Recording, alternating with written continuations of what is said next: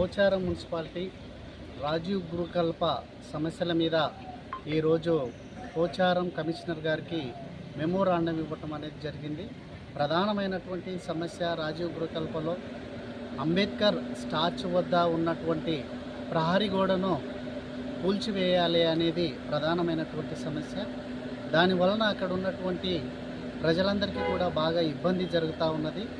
రాజీవ్ గృహకల్పలో ఇండ్లు వెడల్పైన సందర్భంగా బస్సులు రావటానికి పోవటానికి, అదేవిధంగా ఇతర వాహనాలు ఆటోలు కార్లకు ఇబ్బంది అవుతుంది. కాబట్టి ఆ నడీ చౌరస్తలో ఉన్నటువంటి అంబేద్కర్ బొమ్మ, అదేవిధంగా గాంధీ జగజీవన్ రావు బొమ్మ దగ్గర ఉన్నటువంటి ఆ ప్రహరీ గోడను మొత్తం కూడా డిస్మెంటల్ చేసి ఆ యొక్క స్టార్చీల వరకే ఉంచేసి మిగతాది మొత్తం కూల్చేసి బస్సు తిరిగేటట్టుగా చేయాలన్నది ఇది ప్రధాన సమస్య. వారికి చెప్పటం అనేది జరిగింది. వారు వెంటనే దాన్ని సందర్శించి రాజీవ్ గృహకల్పలో ఉన్నటువంటి ఆ ప్రహరీ గోడను సందర్శించి దాన్ని నిజంగానే సమస్యగా ఉంటే మాత్రం దాన్ని డిస్మెంటల్ చేసే ప్రయత్నం చేస్తానని వారు హామీ ఇవ్వటం అనేది జరిగింది.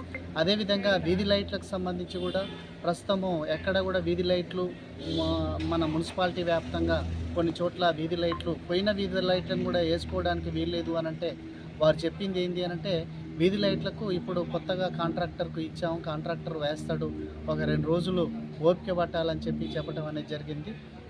అదేవిధంగా గతంలో మరి ఇప్పటికీ ఇండ్లు రానటువంటి వాళ్ళు ఎంతోమంది ఉర్రు, పింఛన్ రానటువంటి వాళ్ళు ఎంతోమంది ఉర్రు.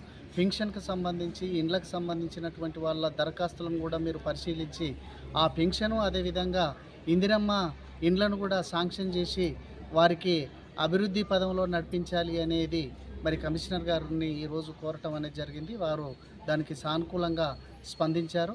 కాబట్టి ఈరోజు ఆ రాజీవ్ గృహకల్పలో ఉన్నటువంటి సమస్యల మీద సిపిఎం పార్టీగా మేము నిరంతరం పోరాటం చేస్తూ ఉన్నాం.